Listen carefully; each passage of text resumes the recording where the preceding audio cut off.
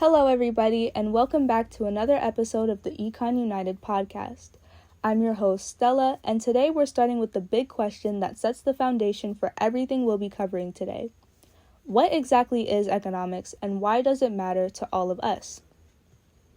When you hear the word economics, you might picture Wall Street, banks, or complicated graphs, but economics is actually much simpler and much closer to your daily life than you think.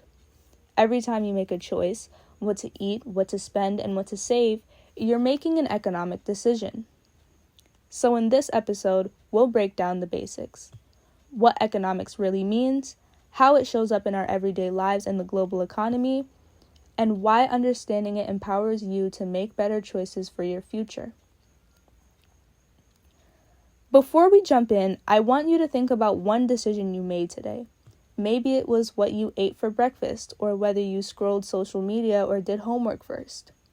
Every choice you made had a cost, even if you didn't realize it. That's what economists mean when they talk about trade-offs. And in this episode, we'll show how that idea connects to your life, your community, and even the global economy. Let's start with the basics. Economics is often defined as the study of how people, businesses, and governments make choices in a world of limited resources. A fancy way of putting it is, economics is about scarcity. We have limited time, money, and energy, but unlimited wants and needs.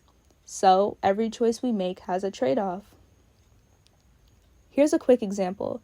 If you buy a $6 coffee every weekday, that's about $1,500 a year. The trade-off?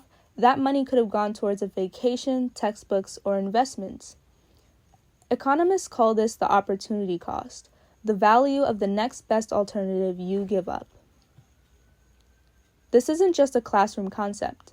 Scarcity and opportunity cost affect everything from how you spend your free time to how countries decide on healthcare, defense, or education budgets.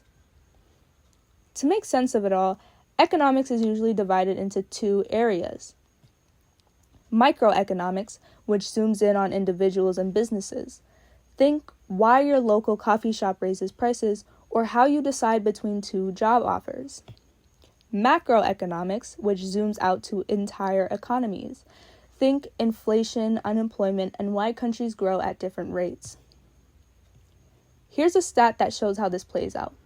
In 2022, the U.S. inflation rate hit 9.1%, the highest in over 40 years. That wasn't just a number on a government report. It meant people paid more for gas, groceries, and rent. Inflation is a macroeconomic concept, but you felt it in your wallet. Let's make this real with a quick scenario. Imagine two students with the same summer break. One decides to take a paid internship, and the other decides to relax and travel. The opportunity cost for each is the benefit they gave up by choosing one over the other. Economics isn't just about money. It's about understanding these everyday trade-offs. Another example, during the pandemic, we saw how limited resources like masks and hand sanitizer became extremely valuable. Prices went up, and governments had to decide how to allocate them fairly. That's scarcity in action, showing that economics is everywhere, even in a health crisis. Now, why does this matter right now? Why should you, listening to this podcast, care about economics? I'll help you look at 3 ways economics shows up in your everyday life. First, prices. If you've noticed groceries or gas costing more than they used to, that's inflation. Inflation is a macroeconomic issue, but it's something you feel directly in your wallet.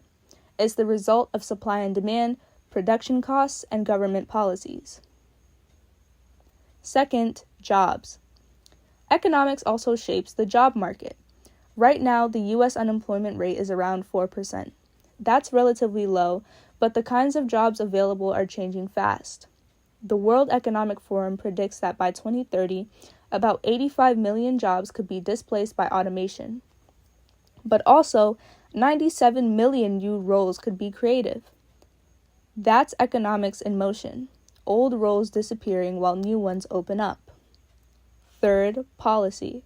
Public policies are economic choices.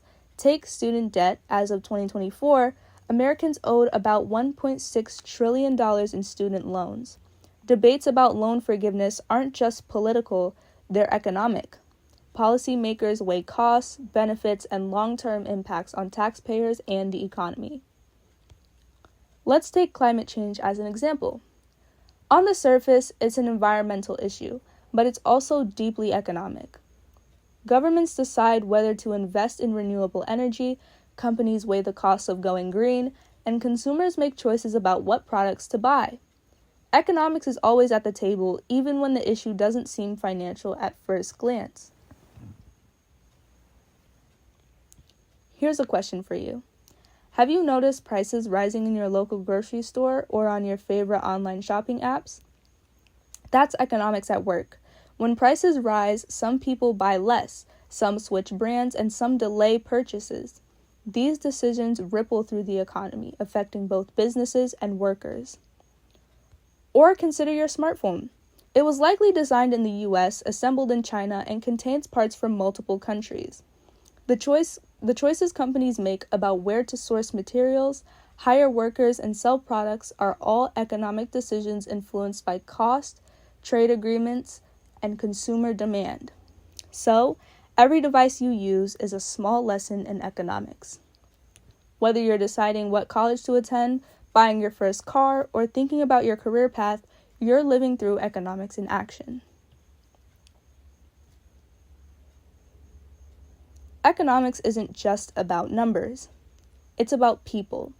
It helps us understand why some nations thrive while others struggle, why inequality exists, and how we might solve global challenges. One big theme is incentives. People respond to them in predictable ways. For example, when gas prices in the US spiked above $5 a gallon in 2022, sales of electric vehicles jumped to record highs. That's economics. Consumers responded to higher costs by shifting to cheaper long-term options.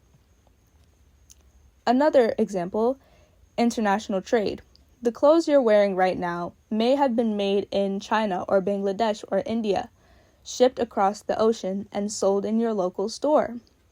That's the principle of comparative advantage. Countries specialize in what they produce most efficiently and trade with others for the rest. Economics also helps us understand inequality and opportunity. For example, workers who have access in training or technology can take advantage of new opportunities, while others may fall behind. That's why economists study policies that can help balance opportunity, like education programs, tax incentives, or small business support. Economics is not just about money, it's about fairness, growth, and planning for the future. Think about your own life. What skills or knowledge could you invest in now that might pay off in the future? That's economics too, planning and making choices for long-term benefit. Economics is like a GPS for navigating modern life. It won't tell you exactly where to go, but it shows you the trade-offs, the costs, and the possible routes. So here's the big takeaway. Economics isn't just about Wall Street or government budgets, it's about choices. Yours, mine, and society's. From the coffee you buy to the policies your leaders vote on, it all connects back to scarcity, trade-offs, and opportunity cost. Throughout this podcast series, we'll keep exploring these connections. Some episodes will focus on practical personal finance like saving, investing, and budgeting. Others will dive into bigger global issues like inflation, inequality, and trade. But in every case, the goal is the same: to show you how economics unites us and shapes the world we live in. Before we wrap up, I want you to think. What economic choice will you make today, tomorrow, or this week that could shape your future? Could it be saving a little money, learning a new skill, or simply paying attention to the choices around you? That's how economics connects to every part of life, and that's why understanding it matters. Thank you for joining me on this episode of EconUnited. I'm Stella, and until next time, have a good morning, a good afternoon, a good evening, and a good night.